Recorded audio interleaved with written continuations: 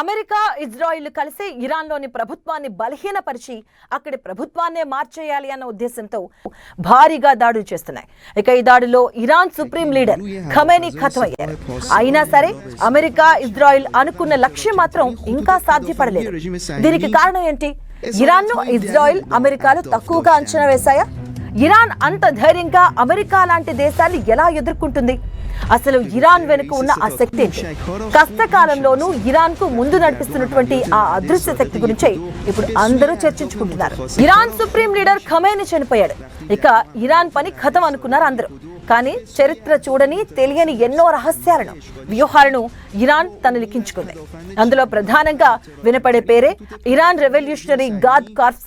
Iran Israel America యుద్ధం ప్రారంభమైన దగ్గర నుంచి ఈ పేరు ప్రపంచానికి సుపరిచితం.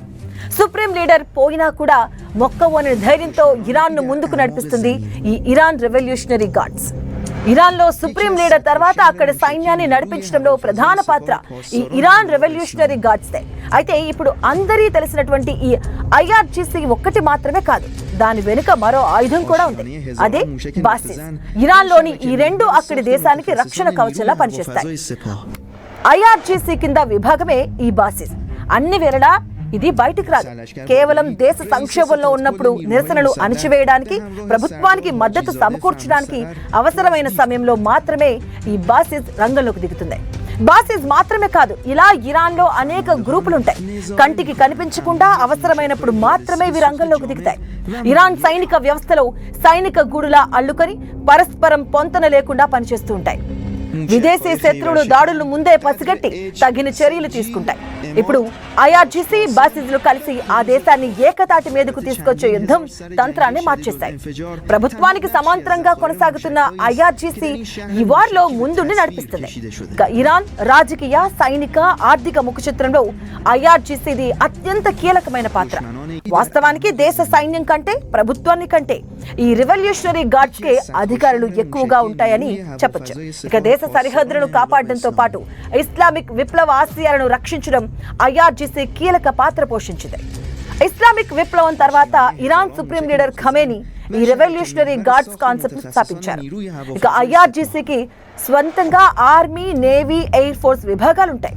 ఇది నేరుగా దేశ అత్యున్నత నాయకుడైన సుప్రీం లీడర్ ఆదేశాల మేరకు పనిచేస్తుంది. దీనివల్ల దేశ విదేశాంగ విధానంలో, అంతర్గత రాజకీయాల్లో ఐఆర్జీసీ మాటకే మెగ్గుంటుంది.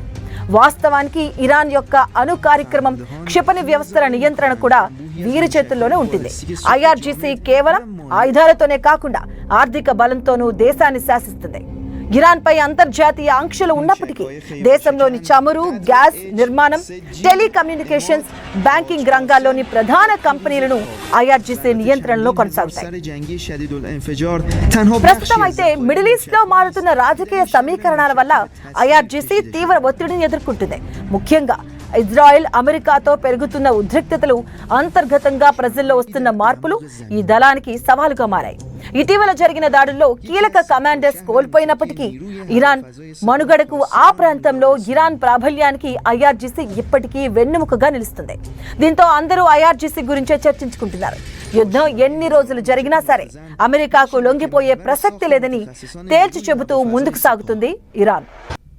గల్ఫ్ దేశాల్లో ఇరాన్ మిసైల్స్ మోత మోగిస్తుంది. వరుసగా ప్రతీకార దాడులతో విరుచుకుపడుతుంది. తాజాగా టెల్ అవీవ్ పై బాలిస్టిక్ క్షిపణితో అటాక్ చేసింది ఇరాన్.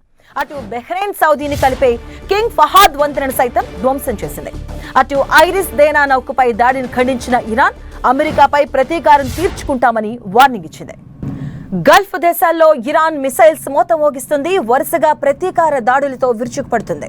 ఇక తాజాగా టెల్ అవీవ్ పై బాలిస్టిక్ క్షిపణితో అటాక్ చేసింది ఇరాన్.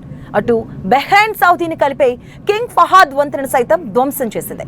అటు ఐరిస్ దేనా నౌకపై దాడిని ఖండించిన ఇరాన్ అమెరికాపై ఖచ్చితంగా ప్రతీకారం తీర్చుకుంటామని వార్నింగ్ ఇచ్చింది. అమెరికా, ఇజ్రాయెల్ దళాలు దేశవ్యాప్తంగా తీవ్రంగా దాడులు కొనసాగిస్తున్న వేళ అక్కడి ప్రభుత్వం కీలక నిర్ణయం తీసుకుంది.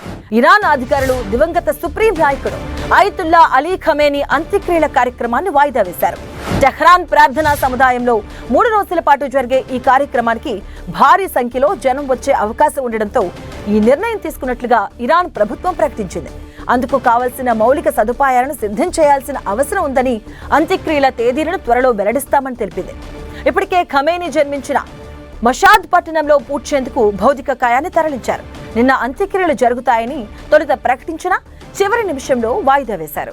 అమెరికా, ఇజ్రాయెల్ దళాలు దేశవ్యాప్తంగా తీవ్రంగా దాడులు కొనసాగిస్తున్న వేళ అక్కడి ప్రభుత్వం కీలక నిర్ణయం తీసుకుంది. ఇరాన్ అధికారులు దివంగత సుప్రీం నాయకుడు అయతుల్లా అలీ ఖమేనీ అంత్యక్రియల కార్యక్రమాన్ని వాయిదా వేయడం జరిగింది.